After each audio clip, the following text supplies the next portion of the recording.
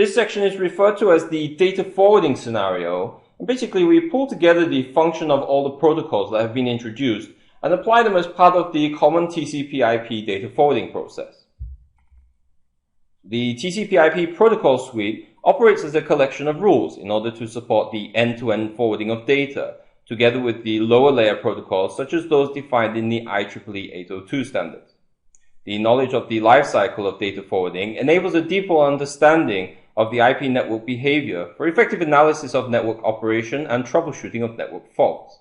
The entire encapsulation and decapsulation process therefore represents a fundamental part of all TCP/IP knowledge.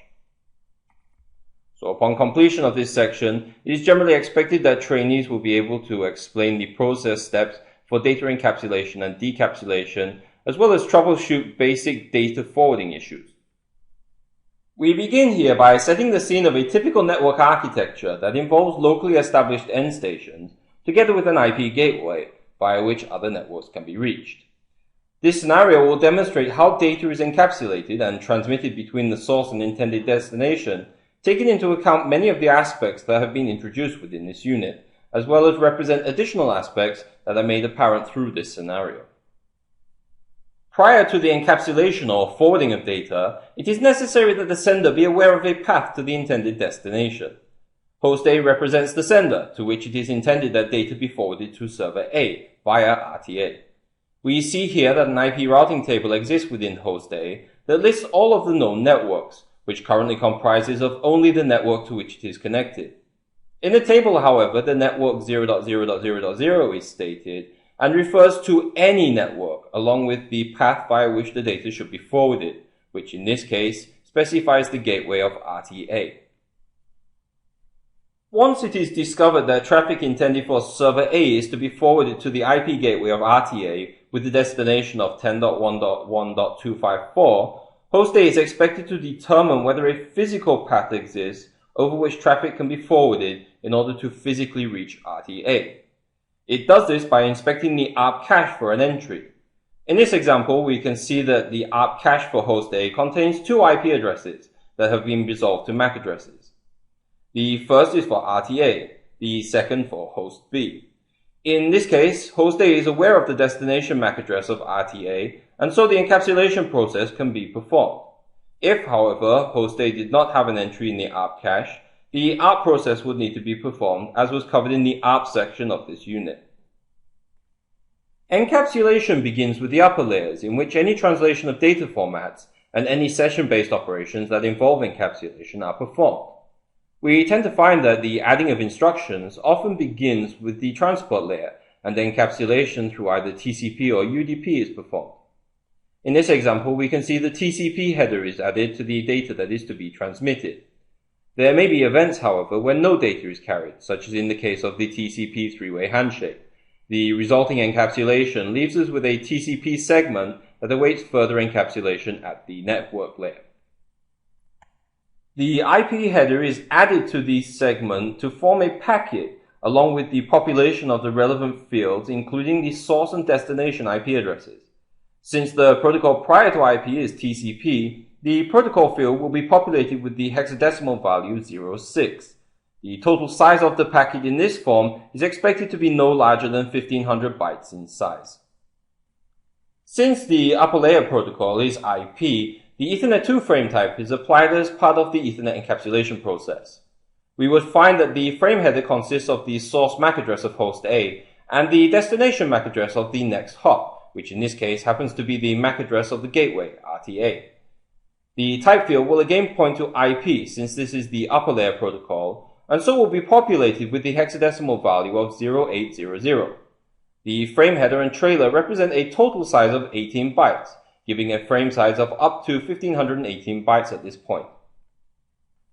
Prior to the forwarding of the frame, it is necessary for the sender, which in this case is host A, to verify that the transmission medium is clear of any data, specifically if the medium represents a shared medium, in order to avoid any collisions.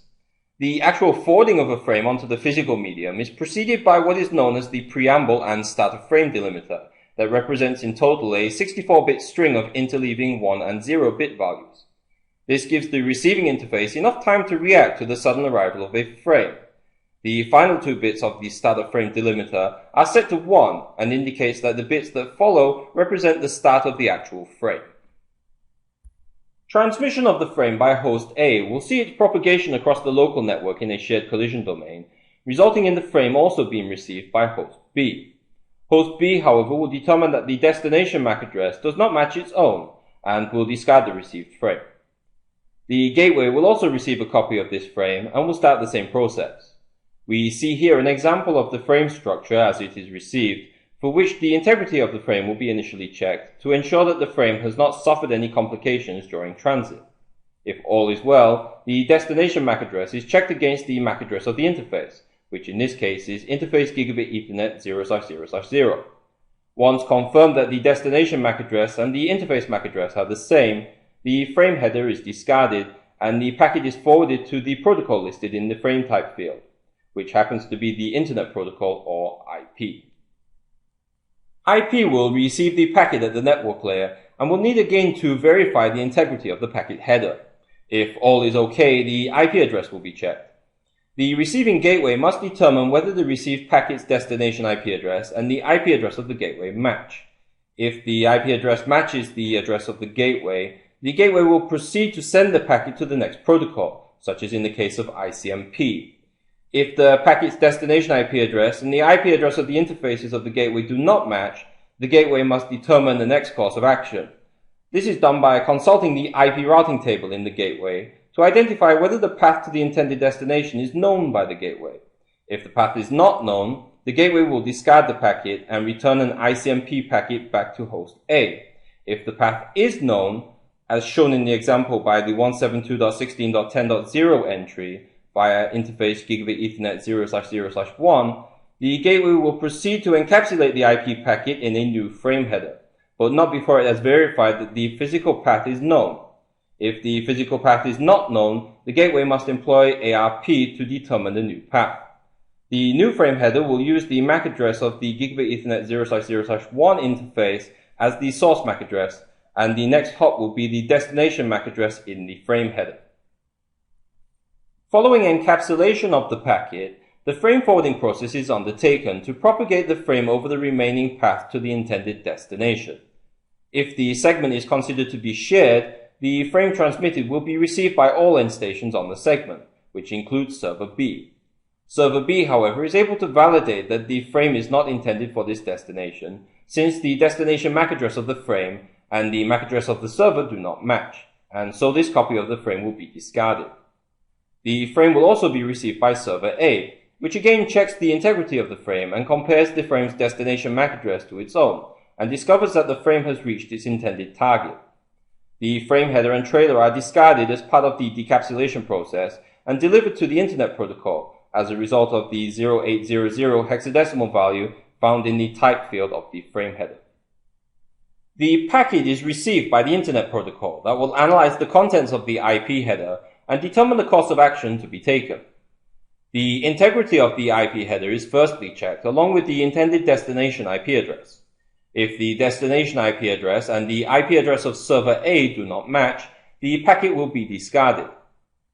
In this case, however, the addresses do match and so the packet can be processed. If the packet is a fragment of a set of packets, it is necessary that these fragments be reassembled firstly, using the identification field to collect the fragments together, the flags field to verify that the last fragment has been received, and the fragment offset to determine the correct fragment order for the reassembly process. Following any reassembly, the packet header must be decapsulated and the data transferred to the next protocol, which, based on the protocol field in this example, references a 06 value, which relates to TCP. Once the segment is received by the transmission control protocol, the same integrity check is performed. In this instance, we can see that the received TCP segment originated from a source port of 1027 and is destined for port 80, which is the well-known port for HTTP traffic. The acknowledgement bit in the code bit field is set to 1, indicating that this segment is in fact an acknowledgement to data that has been received from server A, that is in fact a web server. Upon receipt of this TCP acknowledgement, the HTTP service will proceed to transmit any additional HTTP traffic to host A as necessary, resulting in a new cycle of encapsulation and data transmission occurring. In summary for this section and unit, then we have 4 questions here. The first asks, what information is required before data can be encapsulated? Well, prior to encapsulation, the source must be aware of a valid path that it can be taken by IP in order to reach the intended destination. In addition, the forwarding address must be resolved to a physical next hop that is often discovered through ARP. What happens when a frame is forwarded to a destination to which it is not intended? Well, the frames that arrive at any destination within a local segment are assessed by comparing the MAC address of the interface upon which they were received to the MAC address in the destination MAC field of the frame header. If the two addresses do not match, with exception to the frame being a broadcast or a multicast MAC address that this particular host is listening for, the frame will be discarded. How does the data in the frame ultimately reach the application it is intended for? Well, the destination port number in the TCP and UDP headers provides the port information necessary to reach the intended service or application and allow any data to reach its intended destination. When multiple sessions of the same application are active, for example in the case of multiple web browsers, how does the return data reach the correct session? Well, each session will assign a separate source port number that allows the different sessions of the same service to be distinguished. If 2 web browsers were opened by host A, intended for the same HTTP server, each session would show the same destination port of port 80. However, each web session would be represented by a unique port number on the host, such as 1028 and 1030. This enables the server to distinguish between each browser session on the same host.